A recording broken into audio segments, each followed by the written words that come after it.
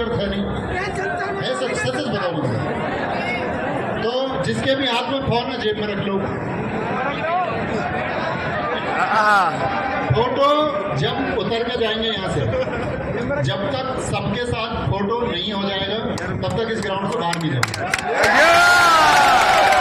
अब रख लो फोन और मेरी बात पहले तो भाई ने क्वेश्चन पूछा होगा, भाई कौन थे, उन्होंने क्वेश्चन पूछा था कि मैं कोई एक सब्जेक्ट तैयार करता हूँ तो कोई दूसरा सब्जेक्ट छूट जाता है।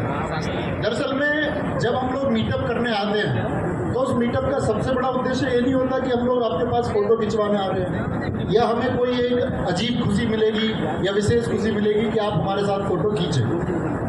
वो अनुभूति हो सकती है उसकी, लेकिन उसका असली उद्देश्य ये है कि शायद कहीं ऐसा कुछ प्रसंग तो नहीं है कि चाहे हमारी क्वालिटी में बेशक कितना भी काम करती हो तब भी छूट जाता हो। जैसे एक भाई ने भी बिहार से बताया कि उनका फॉर्म भरते टाइम डिस्ट्रिक्ट का गलत चुनाव हो गया। तो ये मीटअप का उद्देश्य ये है कि आप उन बातों को पहुंचाएं जो जरूरी हैं, जो स्टूडेंट्स के भविष्य के लिए जरूरी है।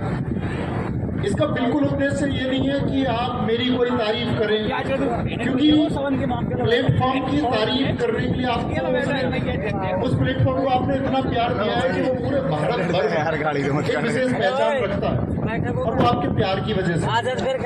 और उस प्यार में सबसे ज्यादा शामिल है उन सेलेक्टेड बच्चों का भरोसा जो खुद को सफलता तक पहुंचा चुके। तो भाई के क्वेश्चन का आंसर मैं देता हूँ दोस्त, होता क्या है, बड़ा अच्छा क्वेश्चन भी है। कभी कभी आपने देखा होगा तैयारी करते टाइम क्या होता है कि हम किसी विषय को अपना बड़ा पसंदीदा विषय समझ लेते हैं। किसी के लिए मैथ हो सकता है, किसी का अंग्रेजी हो सकता है, किसी का रीजनिंग हो सकता है, हिंदी, ऐसा होता है ना। हम कोई एक विषय को अपना एक पसंदीदा विषय मान लेते हैं और जिसको हम पसंदीदा समझते हैं उस पर हम वक्त भी ज़्यादा देते हैं। और एक स्टूडेंट की सबसे बड़ी गलती यही होती है कि जिस रेशियो में आपका एग्जाम आना है उस रेशियो में आपको घंटे भी देने होंगे। आप आइडियल एक स्टडी मान के चलिए 6 घंटे, भाई ड्रोन को बंद कर लो, इसको ये ड्रोन वापस बुला लो, इसको रख लो अभी थोड़ी देर। यार अगर बिहार की वीडियो थोड़ी से पीछे मत भेजो।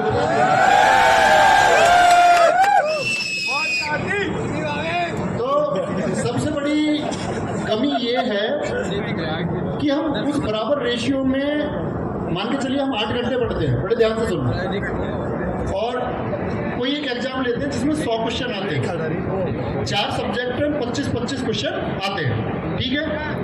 अब हम क्या कर रहे हैं कि हम 8 घंटे में 2-2 घंटे हमको सबको देने चाहिए। अब हम क्या कर रहे हैं, मैथ कर रहे हैं 4 घंटे, रीजनिंग मजा आ जाता है क्योंकि सवाल हो जाता है 3 घंटे कर रहे हैं, जीएस कितनी देर पढ़ी 1 घंटे, कमजोर क्या रहेगा।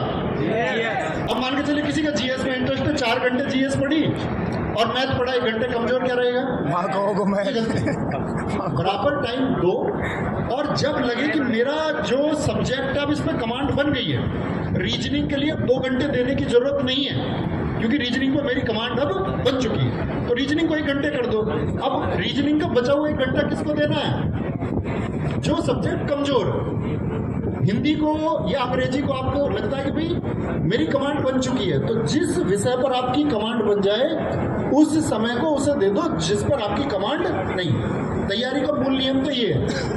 अगर आप करते रहेंगे ऐसे कि नहीं जी मुझे मजा आ रहा गणित करने में और मजे के चक्कर में तुम्हें पता दुनिया बर्बाद है, तो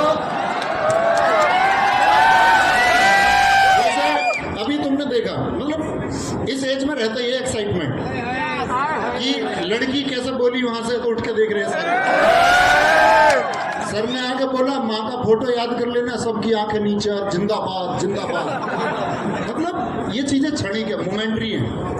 आपको मैं बताऊं कि माँ, पिताजी, घर की हालत, स्थिति जिसको देखनी होती है ना भाई, वो बिगर किसी के कहे देखेगा।